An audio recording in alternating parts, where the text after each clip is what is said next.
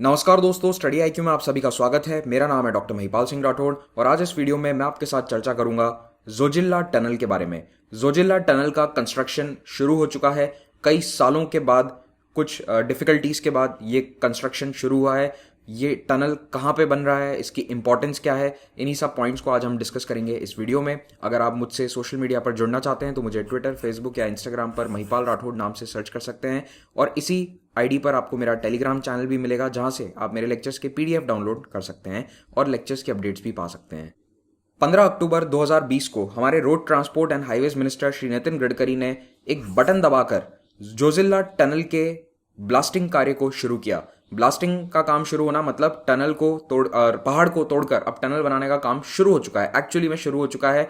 और ये जोजिला टनल के लिए एक बहुत बड़ी उपलब्धि है क्योंकि कई सालों से ये प्रोजेक्ट अटका हुआ था किसी ना किसी डिफिकल्टी के कारण। क्या डिफिकल्टीज थी आगे आपको मैं बताने वाला हूं। तो ये टनल 14.2 किलोमीटर लॉन्ग है। ये एक टनल, याद रखिए, अटल टनल से भी लंबी है। अभी अभी जो इनॉग्रेट हुए अटल टनल उससे भी लंबी रहेगी। ये एक 2 लेन रोड होगी।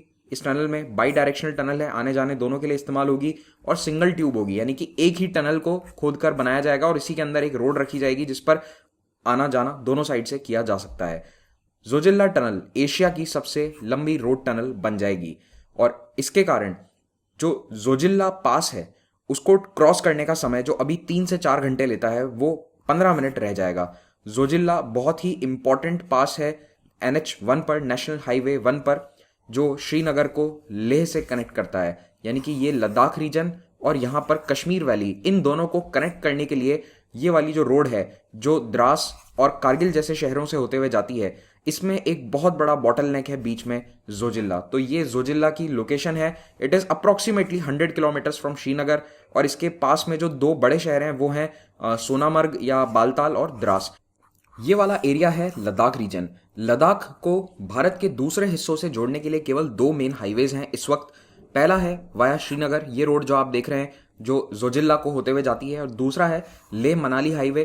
तो ये दोनों ही रोड्स सर्दियों में ब्लॉक हो जाते हैं। सर्दियों में यहाँ पर जाना पॉसिबल नहीं है बाय रोड।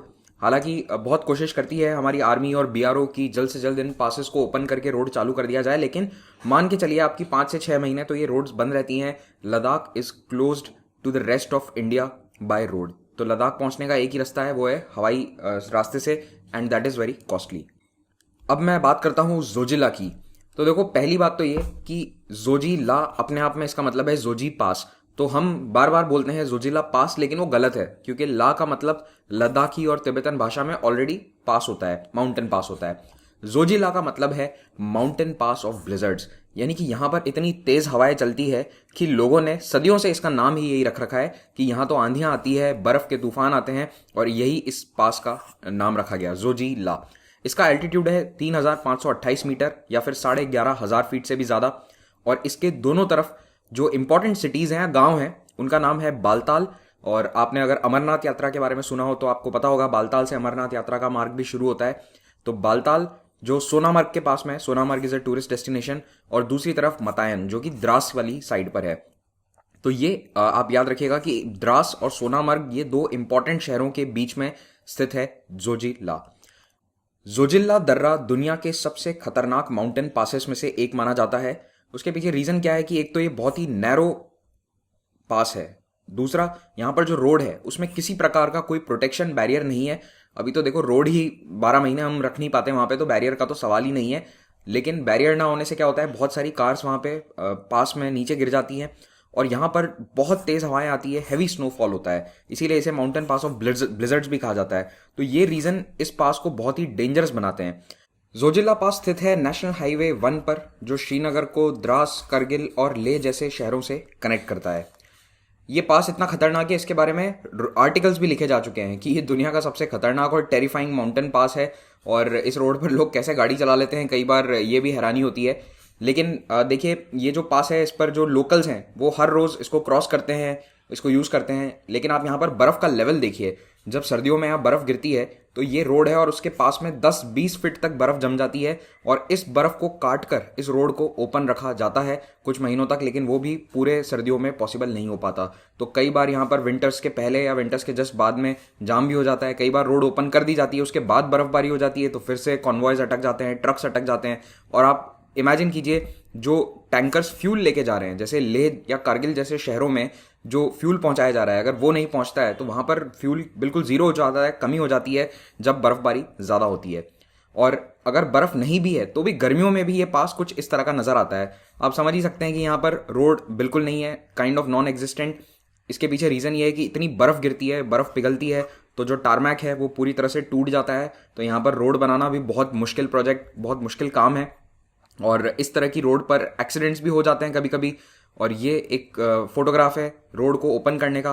तो बीआरओ जो है वो इस रोड को हर साल सर्दियों के खत्म होने के बाद जनरली मई के महीने में रोड को ओपन करता है।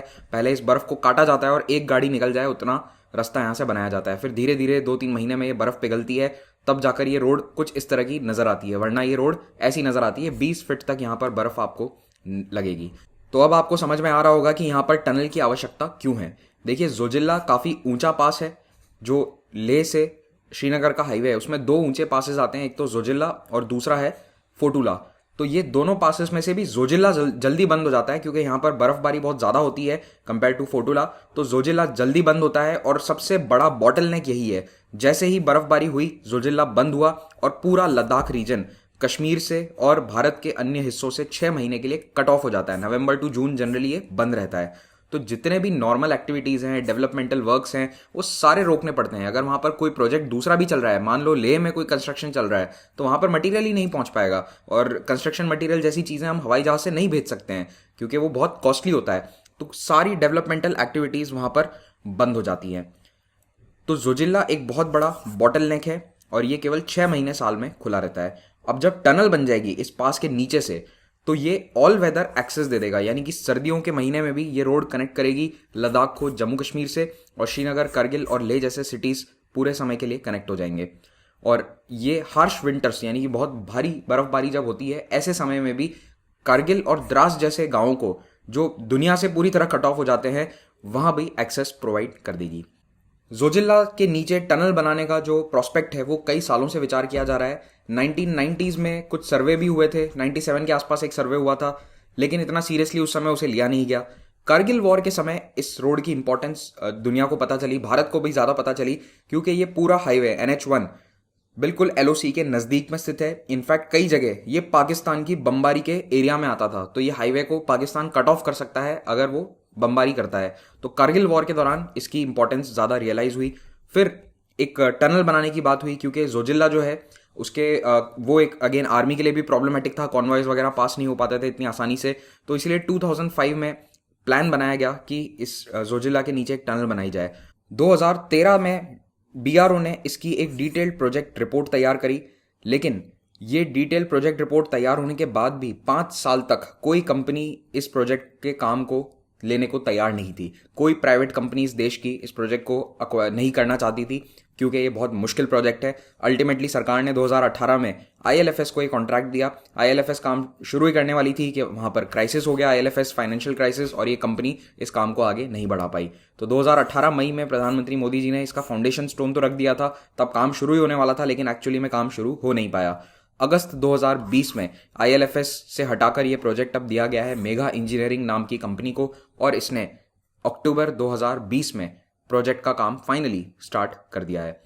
तो फाउंडेशन स्टोन 2018 में रखा गया, प्रोजेक्ट का प्लान 2005 में ही हो गया था, DPR बनते बनते 2013। तो आप देख रहे हैं कि 15 साल से तो ये पूरा काम प्रोसेस में है। 15 साल लग गए हैं हमें सिर्फ पहला पत्थर तोड़ने में, और अब आगे ऐसा माना जा रहा है कि 6 साल में ये टनल प्रोजेक्ट पूरा हो जाएगा।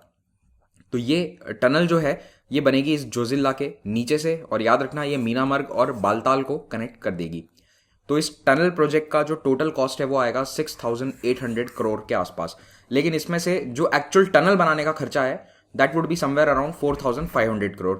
बाकी का कॉस्ट क्यों आ रहा है? क्योंकि टनल होगी 14 किलोमीटर की, लेकिन एक 18 किलोमीटर की अप्रोच रोड भी बनाई जाएगी, है ना। अप्रोच रोड बनाने के लिए ज़मीन अक्वायर करनी होगी, अपने आप में पहाड़ों में रोड बनाना भी एक महंगा काम होता है। तो टोटल ये 33 किलोमीटर्स के आसपास का प्रोजेक्ट होगा, जिसमें से 14 किलोमीटर होगी टनल, और इसकी टोटल कॉस्ट आएगी 6,800 करोड़।